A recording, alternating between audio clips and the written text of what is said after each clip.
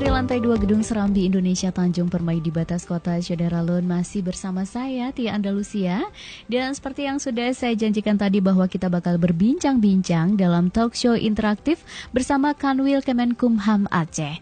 Dan tema kita hari ini adalah pentingnya perlindungan hak kekayaan intelektual bagi pelaku usaha. Syederalun sudah hadir di studio Serambi FM. Narasumber kita yang pertama ada Bapak Jailani M. Ali SHMH yang merupakan Kepala Bidang Pelayanan Hukum Kanwil Kemenkumham Aceh. Assalamualaikum Pak Jailani. Waalaikumsalam warahmatullahi wabarakatuh. Apa kabar Pak? Baik, alhamdulillah sehat. Terima kasih sudah datang kembali ke studio Serambi FM Pak ya. Mudah-mudahan bisa memberikan informasi yang luar biasa bagi Syederalun. Dan yang kedua narasumber kita adalah Bapak Dr. Iskandar Majid SEMM yang juga merupakan dosen Fakultas Ekonomi Unsia serta Direktur UKM Center Fakultas Ekonomi Unsia. Assalamualaikum Pak Iskandar. Waalaikumsalam warahmatullahi. Apa kabar Pak? Alhamdulillah baik. Selamat datang di studio Serambi FM. Mudah-mudahan juga bisa memberikan informasi yang luar biasa buat Syederalun ya. Oke, tentunya Syederalun seperti biasa juga kami membuka line interaktif di 0651637172 atau WhatsApp di 0811689020. Dan juga Syederalun Anda bisa menyimak via streaming di www.serambifm.com atau juga bisa menyimak langsung via Facebook karena saat sekarang ini kami sedang live di fanpage Radio Serambi FM Banda Aceh. Nah, saya ulangi lagi Syederalun, tema kita adalah pentingnya perlindungan hak kekayaan intelektual bagi pelaku usaha. Karena memang Syederalun, bagi Anda yang sedang menjalankan bisnis baru atau mungkin yang sedang menjalankan bisnis, tentunya Anda akan membuat banyak inovasi dan juga pengembangan terhadap segala bentuk produk Anda. Bahkan Syederalun mungkin di antara Anda ada yang berhasil menciptakan sesuatu yang baru, misalnya logo atau semacamnya produknya yang bisa Anda pasarkan. Jadi sekecil apapun inovasi atau juga karya Anda pada produk Anda, maka hak kekayaan intelektual adalah hal yang sangat penting. Dan tentunya di edisi hari ini Syederalun kita bakal membahas seperti apa hak kekayaan intelektual bagi pelaku usaha. Nah, Syederalun langsung saja kita ke Bapak Jailani M. Ali SHMH yang merupakan Kepala Bidang Pelayanan Hukum Kanwil Kemenkumham Aceh. Ya Pak, bisa Bapak jelaskan sebenarnya hak kekayaan intelektual itu apa sih Pak? Baik, terima kasih Syederalun, pendengar suara radio Serambi FM. Bicara masalah hak kekayaan intelektual itu ada beberapa memang yang diatur di dalam ketentuan. Ada yang disebut dengan hak cipta ya. Hak merek dan indikasi geografis, kemudian juga hak paten, kemudian desain tata letak sirkuit terpadu, kemudian desain industri dan juga tentang rahasia dagang. Itu bagian-bagian yang diatur di dalam ketentuan perundangan kita yang menyangkut dengan hak intelektual ya. Kemudian kalau kita lihat memang terkait kalau kita bagi jenis-jenis hak tersebut. Kalau hak cipta itu memang lahir dari seni, seni, kemudian sastra, ilmu pengetahuan, kemudian juga hak cipta lahir dari hak pelaku, produser rekaman, lembaga penyiaran ya. Kemudian satu lagi jenis hak yaitu hak milik industri ya. Mungkin ini juga yang terkait dengan apa yang disebut oleh host tadi terkait dengan hak yang perlunya perlindungan hak kekayaan intelektual ya. Kalau hak milik industri memang sebagaimana telah kita sebutkan tadi itu terdiri dari paten ya, merek dan indikasi geografis. Merek ini terdiri dari merek jasa, kemudian juga merek dagang ya, kemudian desain letak sirkuit terpadu, kemudian rahasia dagang, pelindungan varietas tanaman. Ini memang diatur juga di dalam kekayaan intelektual, tapi ini dikelola langsung oleh Kementerian Pertanian. Ya, kemudian desain industri, mungkin itu ya. Ya, jadi memang sangat penting ya Pak ya. Bahkan saking sangat pentingnya jadi harus dilindungi. Sebenarnya kenapa Pak harus dilindungi HKI itu? Karena begini, bicara masalah ini kan inovasi ya. Inovasi terkait dengan inovasi ini, kita kan hidup di negara hukum ini. Ya. Setiap inovasi yang dimiliki oleh setiap warga. Kalau kita tidak melindunginya secara dalam sistem hukum kita, ini nanti masalahnya apabila ada orang membajak ya, membajak, menciplak macam-macam. Nanti setelah itu kita nggak bisa mempertahankan hak kita jika tidak dilindungi dalam hukum. Bagaimana caranya supaya ini terlindungi menurut hukum? Ya kita harus daftarkan ya dengan yang setelah kita daftarkan baru hak tersebut mendapat perlindungan hukum. Apakah itu merek, apakah itu hak cipta dan lain-lain sebagaimana kita telah sebutkan tadi. Iya, jadi memang penting sekali kalau kita melindungi HKI karena memang ide kemudian juga kreativitas itu memang harganya sangat mahal ya. Mahal sekali. Jadi memang harus kita lindungi pastinya. Ya, saya mau ke Pak Iskandar Syah dulu. Pak Iskandar, apa sih sebenarnya manfaat dari HKI itu, Pak? Ya, kalau untuk sektor usaha sebenarnya misalnya kita contohkan adalah merek, ya. Ada dua sisi tentunya. Sisi pertama kita gunakan merek karena kita ingin mempromosikan produk kita. Ya, orang tahu ini produk saya. Ya, seperti nama kita panggil, ya. Kalau sama semua namanya dipanggil semua datang. Ya, maka ada perbedaan, ya. Secara ringkasnya begitu. Namun dalam perjalanannya ternyata merek ini juga punya nilai, ya, punya nilai yang cukup lumayan sehingga kalau tidak jelas kepemilikannya tentu akan diakses oleh orang lain. Maka ini sangat penting. Nilai ini bukan hanya sekedar uang. Kadang-kadang sebuah penemuan itu adalah yang diharapkan sebuah pengakuan. Saya yang mempunyai inovasi ini, ya. Sehingga layak diberi atas nama saya misalnya, ya. Jadi bukan hanya sisi uang, tapi memang value yang kebanyakan dari dagang ini adalah dinilai dari sisi uang. Dan ternyata merek itu lebih mahal daripada aset lainnya, ya, sehingga ini menjadi perebutan orang kalau tidak dilindungi oleh negara. Makanya kenapa HKI ini sangat penting. Oke, tapi Pak, kenapa masih banyak yang enggan yang melindungi HKI-nya, mendaftarkan mereknya, melindungi HKI-nya nih Pak? Ya, ini kalau di UMKM ada levelnya, ya. Kalau kita memaksakan pada usaha mikro, sangat tidak mungkin.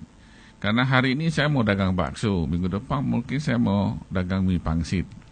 Ya, jadi kalau kita terpaksakan pada mereka karena belum tahapan itu, lebih kepada usaha kecil.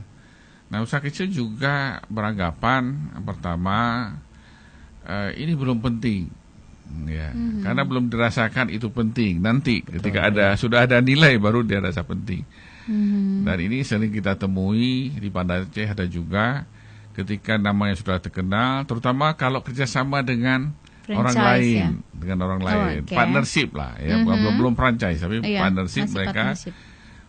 Karena belum ada uang, kita temanan, ngopi bersama, ya, bersahabat. Tapi ketika itu ternyata merek sudah diakui, ada permintaan franchise dan segala macam, buka di berbagai tempat.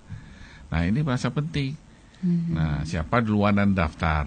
Ya, itu masalahnya. Oke, jadi memang yang kalau UMKM yang mungkin masih kecil karena mungkin belum stabil juga. Tapi kalau yang sudah ada nama ya di Aceh kan sudah banyak ya Pak ya. Dan kalau kita melihat memang seperti menganggap remeh mungkin ya masih kurang niatnya untuk melindungi HKI-nya itu. Ya, tapi gitu, ada hal kedua nih. Ini terutama kementerian ya, masa daftarnya.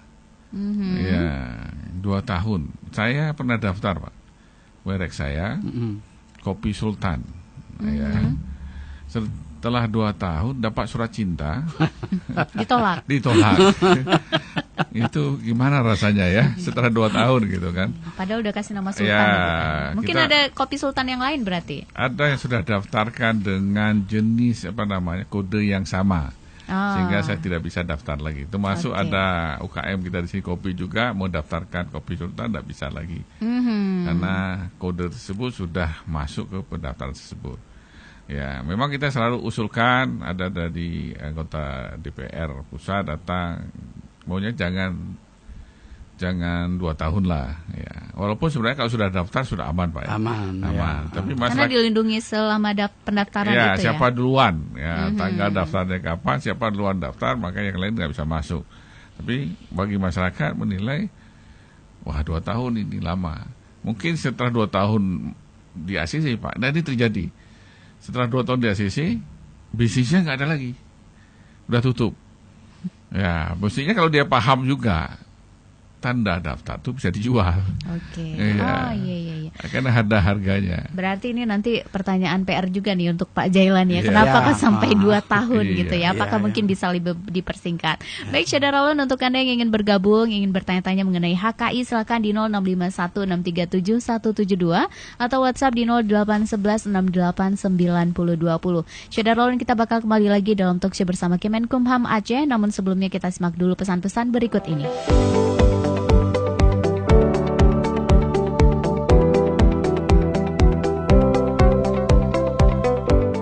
Masih dari lantai 2 Gedung Serambi Indonesia Tanjung Permai di batas kota, Syederalun, kita masih dalam talkshow bersama Kanwil Kemenkumham Aceh dengan tema pentingnya perlindungan hak kekayaan intelektual bagi pelaku usaha.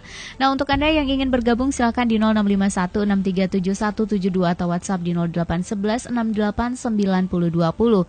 Untuk Anda Syederalun yang ingin bergabung silakan di 0651637172 atau di 0811689020 atau juga bisa menyimak via streaming di www.serambifm.com atau juga bisa menyimak langsung via Facebook di Radio Serambi FM Banda Aceh. Iya, Pak Jailani, tadi kan Pak Iskandar sempat mengatakan bahwa merek beliau yang Kopi Sultan itu ternyata sempat ditolak gitu ya, dan dalam waktu yang sudah 2 tahun. Jadi 2 tahun itu mungkin dengan penantian yang begitu berharap dengan demi memajukan bisnis gitu, tapi ternyata ditolak. Nah, Pak, kenapa ini? Apa sebenarnya indikasinya Kopi Sultan itu atau mungkin kopi-kopi yang lain atau merek yang lain itu ditolak? Kemudian kenapa waktunya sampai 2 tahun, Pak? Kok agak lama gitu ya? Baik, terima kasih Syederalun. Memang dulu Pak Iskandar ya, Pak Ikransyah, memang aturannya seperti itu. Ada masanya, pengumumannya sampai 6 bulan dulu ya. 6 bulan masa pengumuman. Kemudian pemeriksaan substantifnya lama. Namun sekarang kan sudah ada kemajuan, Pak. Alhamdulillah sudah ada kemajuan. Kalau kita lihat ketentuannya ada di Undang-Undang Nomor 20 Tahun 2016 tentang merek dan indikasi geografis. Itu sejak permohonan diajukan sampai keluarnya sertifikat itu 8 bulan, Pak. 8 bulan, alhamdulillah. Ini kalau kita rincikan, masukkan permohonan, kemudian pemeriksaan formalitas itu 30 hari. Kalau dulu sampai 3 bulan itu, Pak. Kemudian kita lihat pengumuman ya. Ini 2 bulan. Dulu sampai 6 bulan, Pak. 6 bulan. Kemudian pemeriksaan substantifnya 5 bulan. Cetak sertifikatnya sampai itu jumlah semuanya 8 bulan, Pak. Kenapa ditolak tadi sampai 2 tahun? Memang ketentuannya setelah diperiksa dulu kan sistemnya manual, Pak. Manual. Alhamdulillah sekarang kan semuanya sistem sudah online ya. Dengan ketentuan yang baru, kita juga mengharapkan masyarakat tidak bosan-bosannya untuk mendaftarkan kekayaan intelektualnya. Oke. Jadi karena ternyata prosesnya juga lama juga gitu ya, Pak. Ya? Karena memang merek yang mendaftarkan diri juga begitu banyak. Betul. Kemudian juga banyak yang harus dilakukan juga ya, Pak ya, harus diteliti ini benar-benar mereknya tunggal atau ada yang duluan atau belum. Oke, kita terima dulu penelponnya. Halo, assalamualaikum. Waalaikumsalam warahmatullahi wabarakatuh. Dengan siapa di mana, Bapak? Dengan Pak Rudi nih di Lambaru Skep. Pak Rudi di Lambaru Skep. Oke, silakan Pak Rudi. Ya, ingin tahu aja nih Pak sedikit tentang kekayaan hak intelektual. Karena kalau kita detail, mungkin secara kita telusuri keseluruhan, mungkin sangat banyak ya hak-hak intelektual seseorang itu yang nggak bukan, mungkin ada gini Pak, prosesnya ini bagaimana yang perlu diketahui. Nah, mungkin yang saya juga pengen ketahui prosedur untuk supaya kita mendapatkan hak kekayaan intelektual ini bagaimana proses jalur-jalurnya. Itu satu. Terus langkah-langkah apa yang dilakukan oleh pihak yang berkompeten sendiri untuk melindungi masyarakat juga gitu. Karena ini kan berbeda dengan konsumen ya. Iya. Karena kan hak konsumen kan beda lagi. Karena kan itu kaitan setelah dikeluarkan produk, konsumen punya hak dilindungi juga. Sementara kekayaan intelektual itu mencakup apa-apa aja gitu Pak. Saya rasa pertanyaan saya itu aja. Oke, baik, terima kasih banyak Pak Rudi di Lambarus Cap. Ya, ini memang kita nanti bakal ke situ juga memang Pak ya. Tapi alhamdulillah Pak Rudi juga sudah bertanya mengenai sebenarnya klasifikasi dari HKI itu apa saja, kemudian juga prosesnya dari klasifikasi tersebut mungkin bisa dipersingkat aja karena kan banyak ya tadi ya Pak ya. Banyak. Terus juga ini bagaimana pihak terkait dalam hal ini adalah Kemenkumham untuk melindungi pebisnis atau pelaku usahanya. Oke, silakan Pak Jailani. Ya, baik, Saudara Lun, memang untuk mendapatkan perlindungan suatu kekayaan intelektual, kita misalkan seperti merek ya, merek jasa, merek dagang, sebenarnya nggak sulit ya, mengajukan permohonan, kemudian dengan identitas, kemudian bisa permohonan bisa kita ajukan sendiri, juga bisa melalui kuasanya. Nah, kemudian di samping itu juga kita menyiapkan logo, logo merek, apakah merek jasa ataukah merek dagang, ya, itu sebanyak 30 lembar.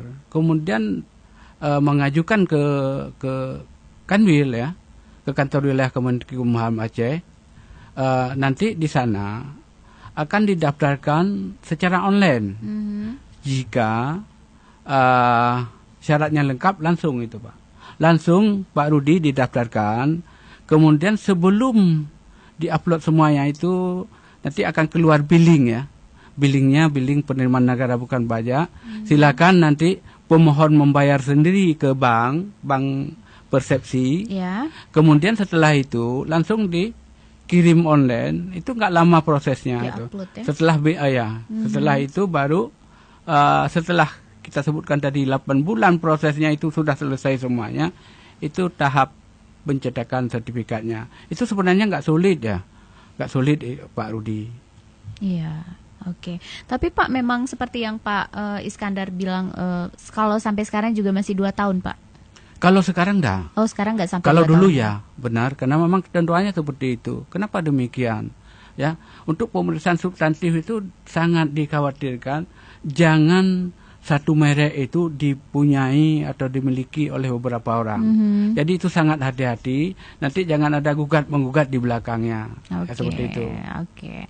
Iya, saya ke Pak Iskandar. Pak Iskandar, kalau tadi kan Pak Iskandar juga sempat mengatakan bahwa mungkin banyak yang masih enggan untuk mendaftarkan itu ya karena memang merasa karena lama, terus juga kayak merepotkan gitu ya. Sebenarnya apa yang dilakukan pelaku usaha itu, jadi jangan sampai tunggu besar usahanya, tapi kalau dia melihat wah ini usahanya bakal maju nih, Bapak mungkin bisa memberikan motivasi kepada pelaku usaha untuk ayo segera daftarkan HKI Anda. Ya, memang seperti saya katakan tadi bahwa yang kita motivasi adalah yang sudah punya ketetapan hati.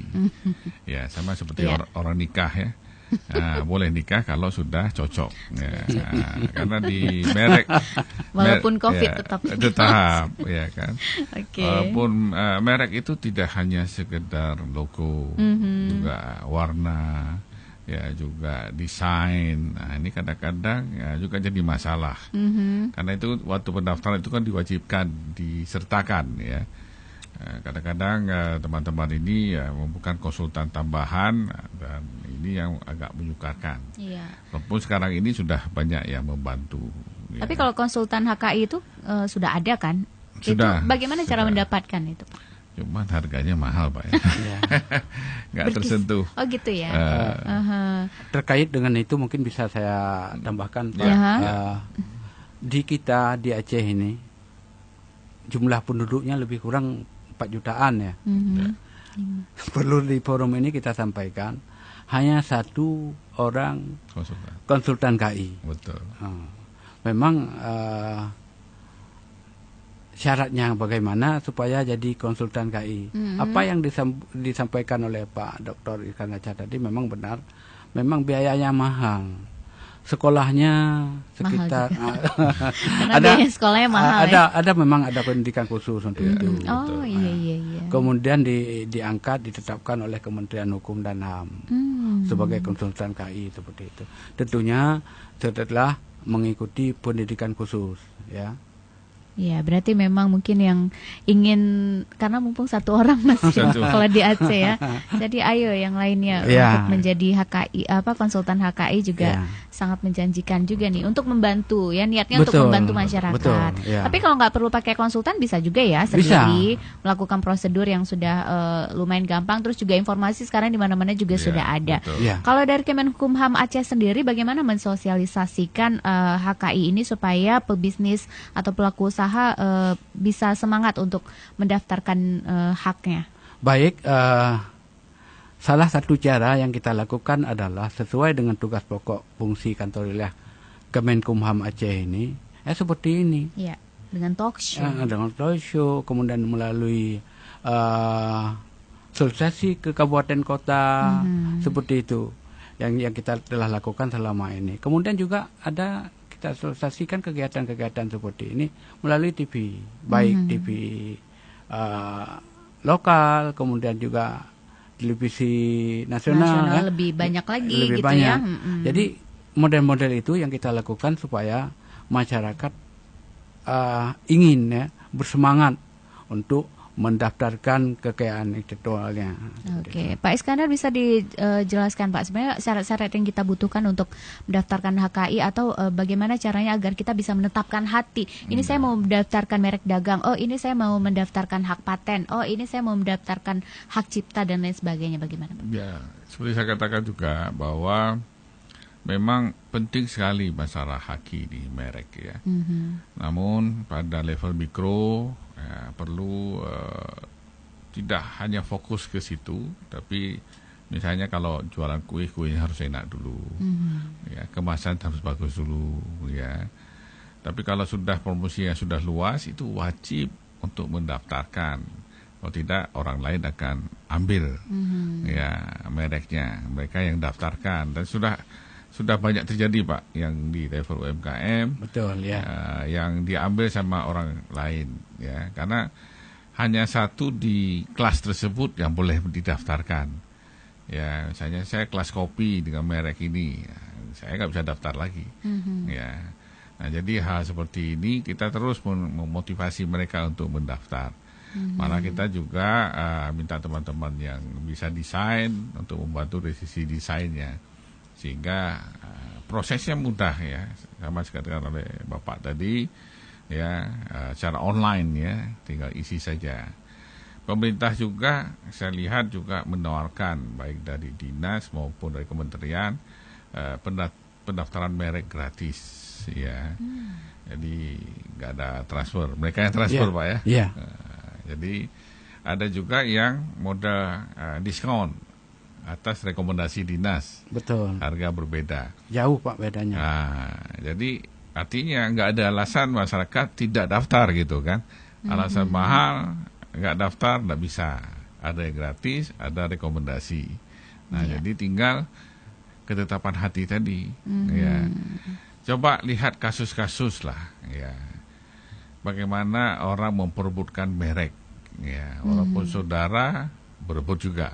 Ya, di awal-awal masih sehat, ngobrol enak, ketika nilainya sudah banyak permintaan, baru jadi masalah.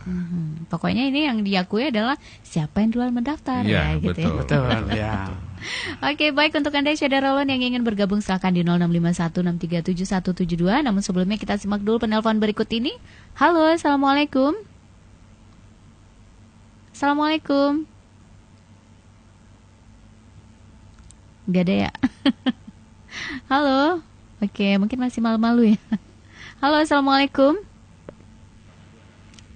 Assalamualaikum. Waalaikumsalam. Oke, dengan siapa di mana Ibu? Nah, ini dengan Ibu Ega di Ulekaring, Bu. Ibu Ega di Ulekaring. Oke, silakan Ibu Ega. Nah, ini pertanyaannya banyak. Ini mau tanya ke Pak Jailaninya aja langsung ya. Iya, boleh. Nah, gini Pak, saya kan punya beberapa produk nih Pak. Ya, silakan Ibu. Ya, saya kan punya beberapa produk nih Pak, tapi masih belum ada hakinya sih Pak. Jadi kalau misalnya saya mengembangkan produk atau usaha saya ini sampai ke luar negeri, cara ngurus hakinya gimana ya Pak luar negeri? Apa memang harus ngurus di Indonesia juga atau langsung misalnya di luar negerinya atau di negara maksudnya tempat saya akan menjual produk saya Pak? Terus lagi apakah sebenarnya apa semua produk-produk ciptaan itu harus diurus hakinya? Ada nggak sih? Mungkin ada beberapa ciptaan yang memang nggak perlu pakai haki gitu, Pak. Iya. Oke. Ibu kalau produksinya di mana nih? Nah, saya produksinya di Aceh, Bu Tia. Oke. Tapi memang mau mengekspor lah ya istilahnya. Iya. Mau menjual jadi ke kan luar negeri. ada produk baju begitu saya buat sendiri. Kebetulan ada 2 sih. Jadi rencana pengen go internasional kalau gitu. misalnya dapat kesempatan. Nah, itu cara ngurus hakinya gimana? Apakah di Indonesia harus diurus atau kalau misalnya saya mau jualnya ke Malaysia, buka toko atau brand di sana atau ngurusnya memang harus di Malaysianya gitu. Kemudian ada satu lagi nih, Bu Tia. Ada tadi teman juga tanya. Kan buka salon nih sebenarnya, tapi ternyata ada salon lain yang namanya juga sama dengan salon milik teman saya. Nah, itu sebenarnya gimana gitu, merek dagangnya itu gimana cara ngurusnya? Oke, ada lagi? Enggak, itu aja. Oke, terima kasih Bu Ega, semoga sukses ya. Amin. Baik. Assalamualaikum. Waalaikumsalam warahmatullahi wabarakatuh. Iya, ini pertanyaannya luar biasa ini ya, dari pengusaha asal Aceh yang mau mengembangkan bisnisnya sampai ke luar negeri, minimal ke Malaysia lah ya. Insyaallah. Oke, insyaallah. Oke, mungkin Pak Jailani bisa langsung menjawab Pak. Baik Ibu Ega, pertanyaan saya sebelum saya jelaskan lebih lanjut, mungkin ada pertanyaan dari saya ke Ibu Ega ya. Apakah merek itu yang Ibu mau pasarkan ke luar negeri itu sudah terdaftar di Indonesia belum? Sepertinya belum, karena kan mau tapi udah tutup ini Pak. Oke, kalau begitu kita jawab 2 ya. dua kita. Tapi kalau sudah didaftarkan misalnya di Aceh, tapi itu bisa langsung dibawa ke luar negeri bisa ya Pak? Bisa, tapi ada apa namanya? Kita juga mendaftarkan di pasar luar di masing-masing negaranya gitu ya. Kita daftarkan kembali. Misalnya kayak kita menjual juga produk dari luar ya. Iya. Itu merek luar. Itu merek luar itu kalau masuk Indonesia juga gimana? Ya, ada yang dilindungi oleh negara kita. Kan ada WIPO di sana ya, yang melindungi hak-hak yang dimiliki oleh warga negara masing-masing gitu. Kalau tidak didaftarkan itu tentunya sama seperti proses merek yang ada di negara kita tidak terlindungi secara hukum ya. Kemudian mungkin menyangkut satu lagi merek salon tadi ya. Membuka salon yang persis sama dengan salon yang lain. Kembali kita bertanya kepada Ibu Ega apakah kedua-dua salon ini terdaftar atau tidak.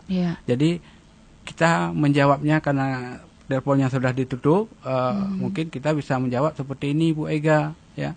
Kalau merek apakah yang disebut tadi itu termasuk merek jasa ya, bukan merek dagang itu. Salon itu salon Ega misalnya Ibu Ega gitu ya. Itu kelasnya ya, merek jasa Ibu. Kemudian tadi juga sudah disebut sedikit tentang merek mana yang terlindung ya. Merek apakah ada 2 merek? Kita lihat memang yang duluan mendaftar tentunya itu yang mendapat perlindungan hukum. Kita tadi juga menyebutkan sistemnya pendaftaran online. Kalau ada merek masuk berikutnya pendaftaran secara online, itu pasti ditolak oleh sistemnya. Nggak bisa masuk. Itu dipastikan akan ditolak. Detik per detik itu ditolak. Kalau yang satu ini sudah masuk. Apalagi yang merek disebut, yang tadi disebut salon. Sama persis namanya. Saya khawatir kedua-dua merek ini tidak terdaftar ya. Tidak, arti dua-duanya tidak terlindungi begitu menurut hukum Bu Ega ya.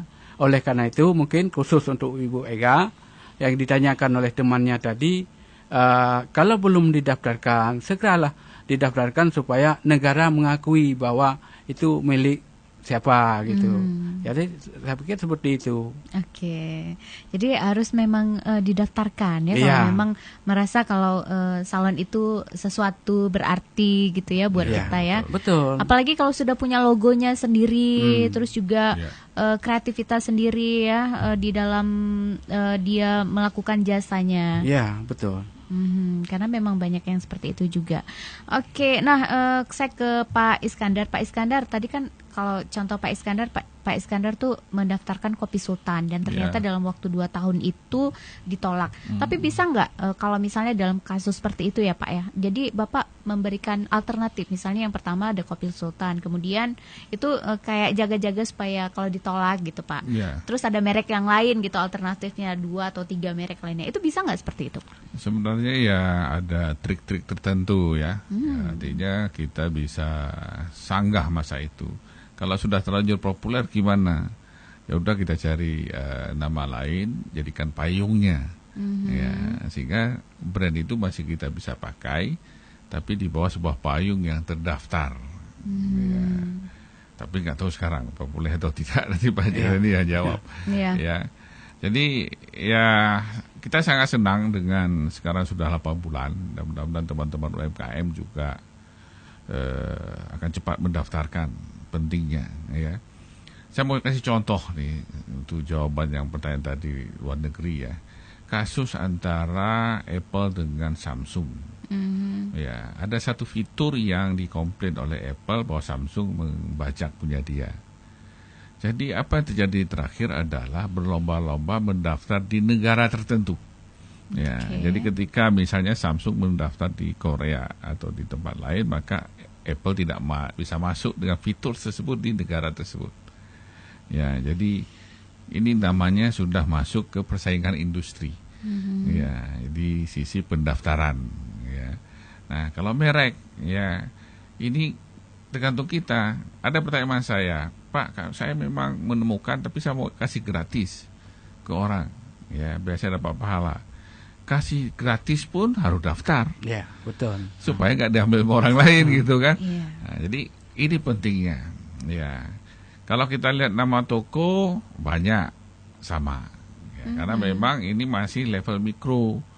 Hari ini lahir anak satu, Muhammad Subhan. Taruh nama toko Muhammad Subhan. Lahir anak kedua, ada lagi yang lain. Tukar aja, digabung antara Subhan dengan Amir misalnya. Jadi nama tokonya Subhan Amir. Ya, karena merek itu belum dipikirkan secara betul-betul merek. Ya, yang bisa memberi image kepada produknya. Ya. Jadi ketika kita lihat sebuah merek, kita langsung tahu ini apa, benda apa ini. Tapi kita membuat merek biasa pakai nama sendiri, nama keluarga, sehingga kadang-kadang juga nggak bisa daftar karena sudah sangat umum. Iya, makanya harus yang unik gitu ya, yang langka supaya gampang. Mungkin kalau kita bisa melihat merek-merek yang sudah lama, ini kan memang punya nama yang begitu kuat ya Pak ya. Betul. Bahkan sangat mendunia. Tapi nih kalau kita melihat banyak yang merek-merek ternama di luar negeri yang ternyata banyak KW-nya juga nih yang di Indonesia, bukan di Indonesia saja ya, di seluruh dunia juga. Kalau merek-merek yang sudah terkenal itu jadi ada KW-nya, tapi mereka kayak enggan gitu untuk menuntut si produksi atau produsen yang meniru merek mereka, mungkin karena harganya juga karena KW harganya jadi lebih murah gitu ya. Nah ini seperti apa Pak? Kalau misalnya mereka tidak tuntut ya nggak ada masalah gitu, tapi kalau mereka tuntut baru lebih ini ya, lebih harus ditinjau lagi gitu. Jadi saya sempat ngobrol dengan Bill Gates, masa udah lama sekali ya. Saya tanya, Anda kenapa nggak tuntut saya pakai bajakan? Dia bilang begini, saya tuntut Anda nggak punya uang. Jadi saya biarkan Anda pakai Microsoft sehingga Anda pakai di kantor. Baru saya tuntut kantornya. Banyak sekarang di Indonesia beredar produk KW. Dia tuntut pedagang kaki lima, ya, nggak sanggup bayar, ya, uang habis untuk nuntut tersebut paling memenjarakan orang, tapi tidak ada makna secara bisnis.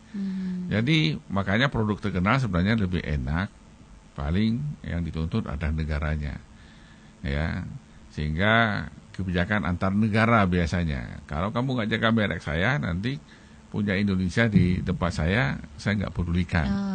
Jadi sampai melibatkan seperti itu kalau yang itu yang besar, terkenal, ya? Yang terkenal. Oke, baik Saudara Lon, untuk Anda yang ingin bergabung silakan di 0651637172 atau WhatsApp di 0811689020. Kita bakal kembali lagi dalam talk show bersama Kementerian Hukum dan HAM Aceh. Namun sebelumnya kita simak dulu pesan-pesan berikut ini.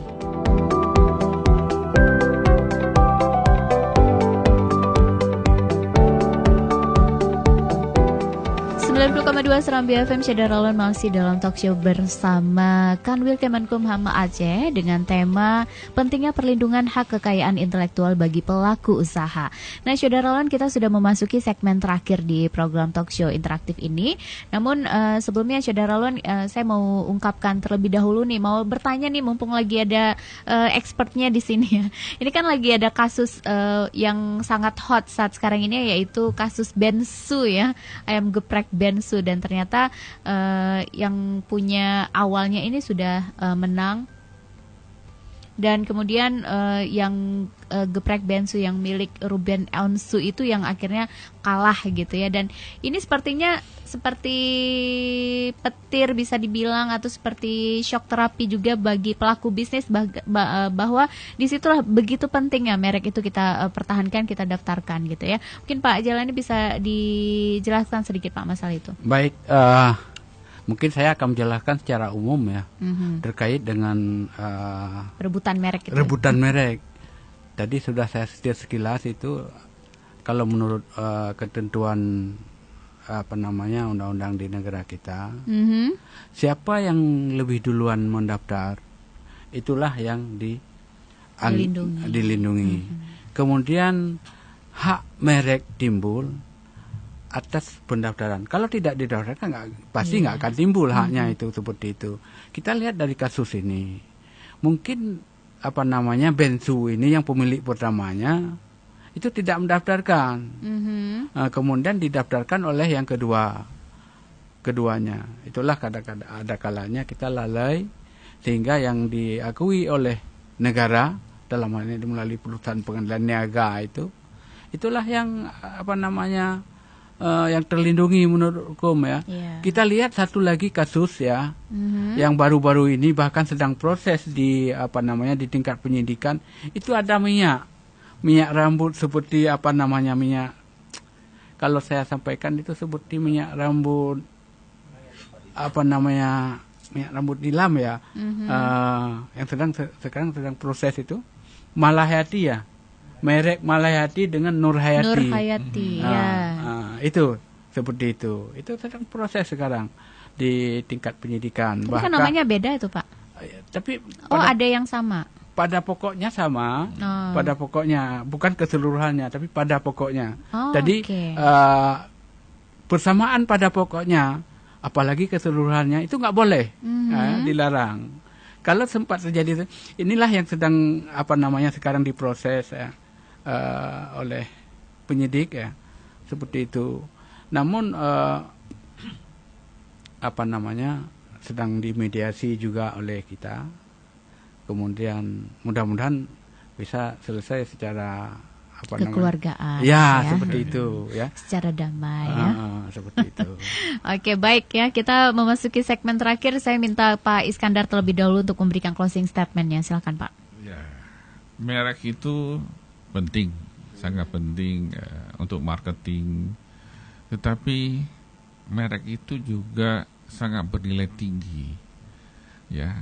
Jadi yang paling penting adalah ketika sudah sampai saatnya kita punya ketetapan tentang merek tersebut, kita daftarkan.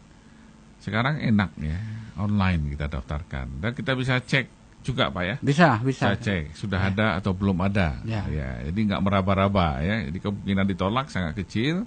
karena kita sudah bisa melihat ya, nama tersebut, dan yang penting adalah bahwa siapa yang daftar duluan ya, maka orang lain tidak bisa mengambil. Jadi ini sangat penting ya, ketika sudah lulus ya, sudah dapat sertifikat, sudah ada nilainya. Jadi jangan setelah dapat sertifikat langsung ditinggalkan, tapi sudah ada nilainya menjadi aset perusahaan. Oke. Ya, jadi itu yang akan membantu memajukan perusahaan kita. Oke, baik. Terima kasih Pak Is, dan silakan Pak Jailani untuk memberikan closing statement-nya. Baik, terima kasih. Kita menyarankan kepada masyarakat, khususnya pemilik merek ya, yang belum mendaftarkan haknya, kita mengimbau supaya segera mendaftarkan haknya, baik itu merek, kemudian juga ada paten sebagaimana kita sebutkan tadi, ada desain industri, supaya itu dihargai lah. Apalagi ini negara kita kan negara hukum. Jangan setelah timbul kasus baru nyesal. Seperti kita juga pernah diambil batik kita oleh Malaysia. Setelah diambil Malaysia baru kita ribut. Kita tidak mengharapkan seperti itu, pemirsa ya. Jadi kita mengharapkan semua masyarakat supaya menghargailah haknya dengan cara mendaftarkan haknya itu, mereknya, kekayaan intelektualnya kepada Kemenkumham melalui kantor wilayah Kementerian Hukum dan Hak Asasi Manusia Aceh ya. Syaratnya mudah sekali itu. Mudah sekali, bahkan ada petugas kita yang secara membantu memudahkan proses pendaftarannya seperti itu. Jadi bisa dilihat kepentingan kita apa ya, kita maunya apa gitu, apakah mendaftarkan merek dagang atau mungkin hak paten, bisa sekaligus juga ya Pak? Bisa. Nanti di sana dalam satu merek itu bisa juga didaftarkan desainnya juga. Desain, kemudian juga bisa didaftarkan data letak geografisnya. Kemudian banyak. Dalam satu merek itu bisa saja paling kurang 4 yang bisa didaftarkan.